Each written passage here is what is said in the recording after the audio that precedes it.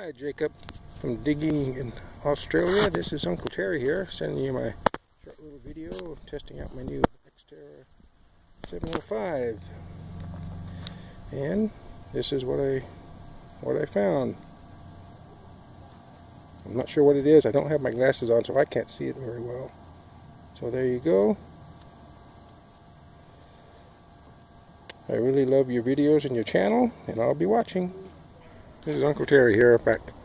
I'm at the East City Park here in Moscow where I live. I just thought I'd give you a look at this little park here on a not very wet, but drizzly, cool Sunday, July the 10th day. It's one of the older parks here in town, but some of the coarse soil has been disturbed and moved over time, but I'm not expecting to find old silver here. Maybe some lost jewelry and coins and other little knickknacks. But I have found a few little items, like right over here in this little tot lot with the bark dust in that little area.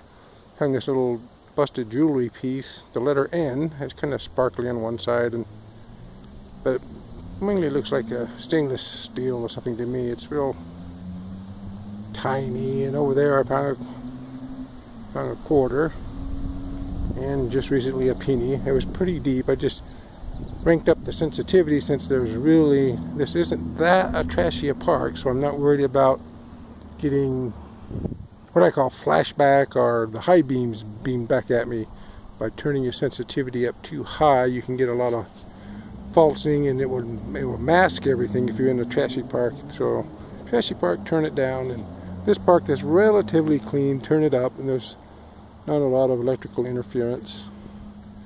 So hopefully I'll find something before I decide to pack it in, or it starts pouring down on me. My little makeshift dust rain cover, a little plastic sandwich bag. It actually, I think, works just as well as that $48 Minelab dust cover that if you want to shell out the money for. And of course, I am finding it pretty easy to pinpoint now with it. That's how I'm getting with it. I don't have my pinpointer, my Nokia. It has quit working. It's just pulsing, if you want to say it, one full tone just until you take the cap off. And then there's, of course, when you get it to beep, it just continually beeps, and the light comes on and off when it's not supposed to, and it turns off by a switch it's not supposed to. So I'm going to have to send that back since it's still under warranty. So hopefully I can find something to report you on. Bye. Hey, look everybody, Uncle Terry found his first ring metal detecting, and the X-Terra had nothing to do with it. I just sort of looked to my right, and there it was. It's just a little toy junky ring. I don't know if this camera's focusing on it. I can't really see what it says, but it says like something like factory, something or other, but you can tell it's just that. It's just a little toy. So that's been kind of nice.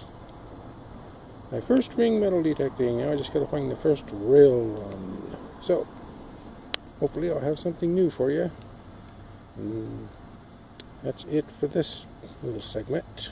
See you later. Hello everyone, I'm back here. Since that little kid ring that I found a penny and a dime and some foil and stuff, and then I found this right over in here.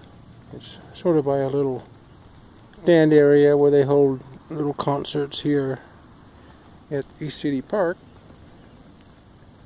It looks like a little piece off a necklace. I don't think it's off a ring. See, it has a little area back here. It looks like it was hooked onto something and then it was dropped. It was ringing up, I believe, at 36 on the Minelab X. There, it says 30, but I thought I hit it 36. What's funny? Well, 30, 32 on the X-Terra 705. That's usually where you dig up pennies around, zinc pennies and stuff. But I thought it hit a 36 once. See, now it's kind of a clunk and then a high tone.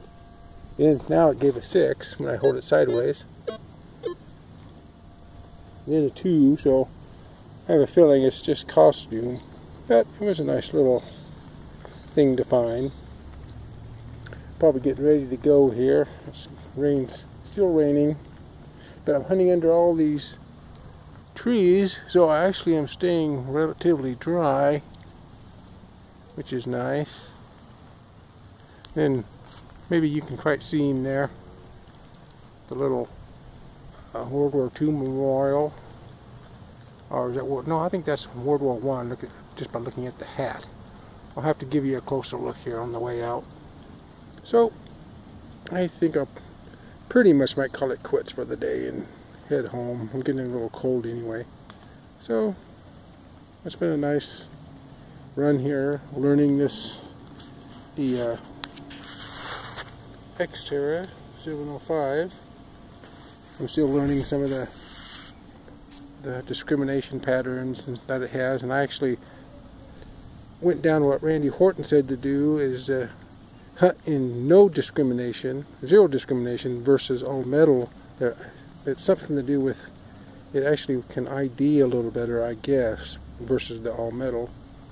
So I went with discrimination pattern 1, and they notched everything out but the lowest number 8 and the highest number 48. So I'll get back to you on the next hunt if I find anything on the way out, or this just might be it for today. See you later. Memorial here. I thought I'd give you a look at it. And if you can't read what that says, it says, erected to memory of the soldiers and sailors from Latah County, Idaho, who gave their lives in the World Wars from 1914 to 1918, and then from 1939 to 1945. But you see soldier up there.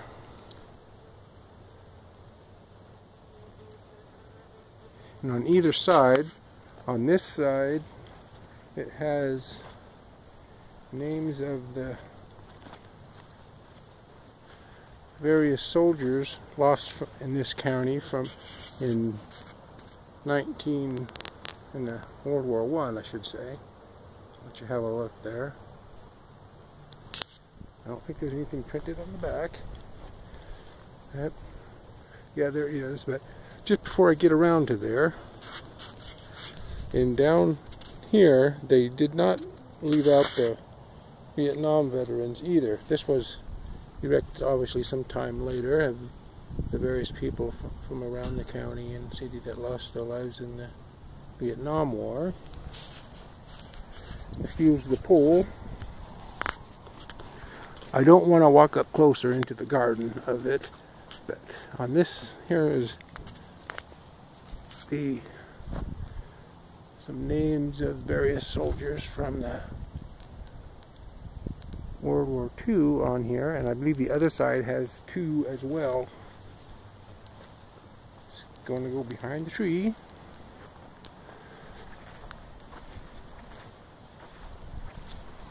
As you can see there, give you a nice side look at the soldier up there.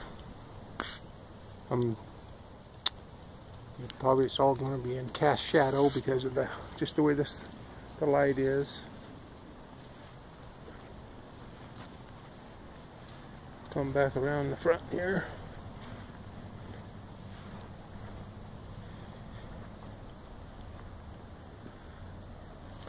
And we'll just go back so you can see this monument as a whole before I sign off.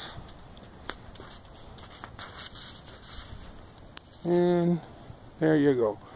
And thus ends my hunt this Sunday, July 10th, 2016. Until the next one, have a nice week. I just want to do a quick little wrap up. Actually, the last 3 hunts I've been out on. This little pile over here was from July 4th out at a little country park, and wasn't much there. This big little copper handle or to something or other. You can see where the handle was, a piece of wood or something or other. Don't know just exactly what. Could have been like to a pot or something. It wasn't that deep really, only about 4 or 5 inches, and of course a couple of these little rings that you normally find from, you know, those lawn chairs with the little weaving or whatnot, or maybe perhaps a tent that might have had some of those. Excuse me, I gotta lift up Rocco the raccoon here because we're losing part of the stuff. Okay, let's put him back. Oh, and of course a shell casing, and then I drop it.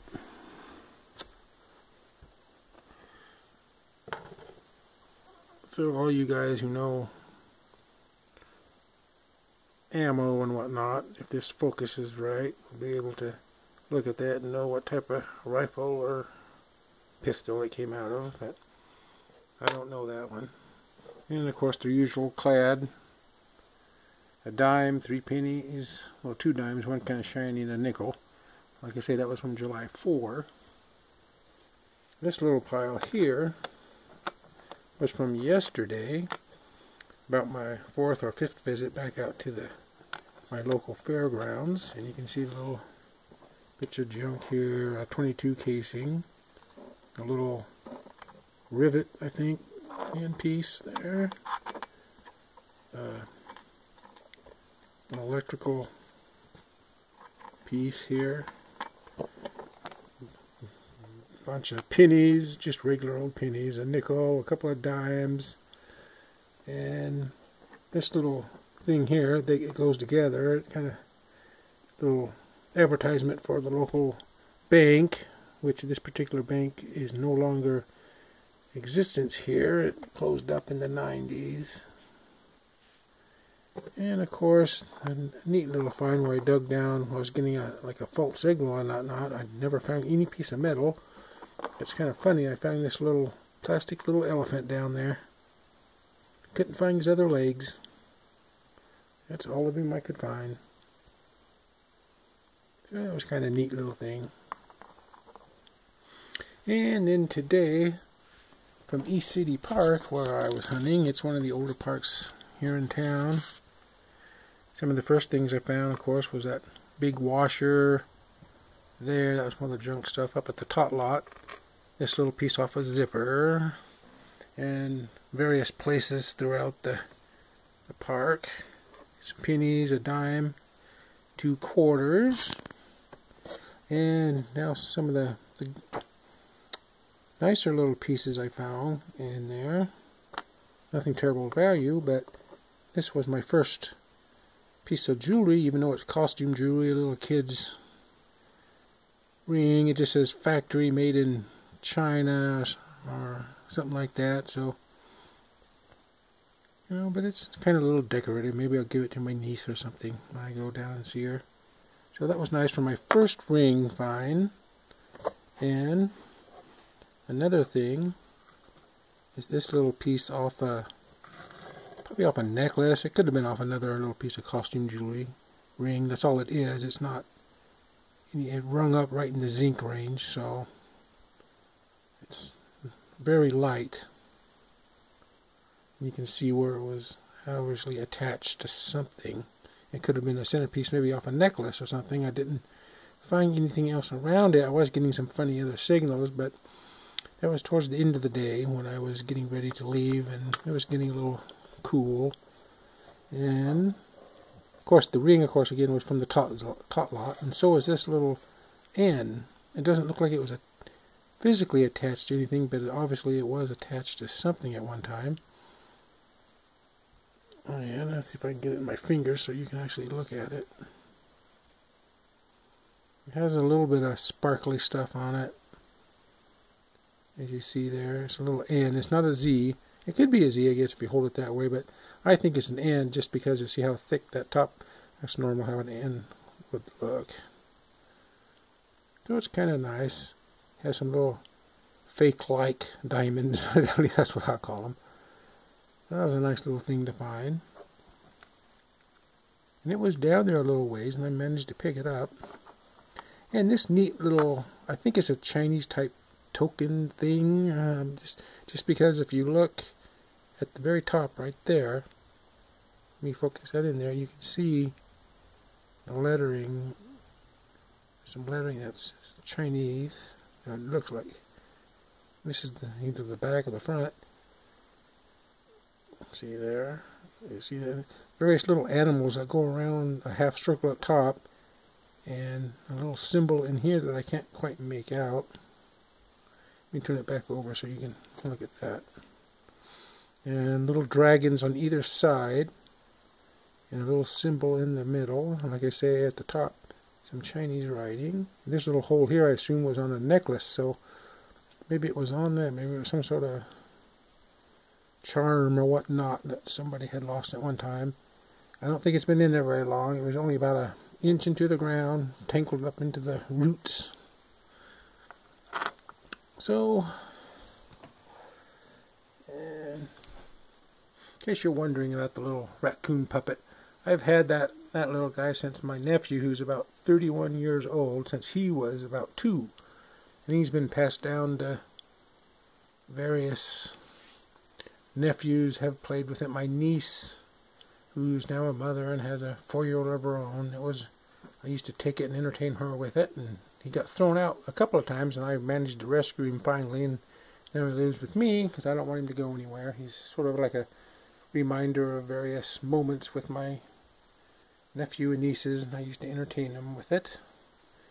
So that's really about it from this kind of cool and rainy, wet Sunday. I decided just to go out and do something besides just sitting at home and watching it rain and wishing it was sunny. You can't always have sunny days. You got to have the bad ones in order to appreciate when the good ones come. So I went out and had fun and didn't think about the rain. And I hope your Sunday was all well too. Until we meet on the next one, have a nice week. See you later, and God bless.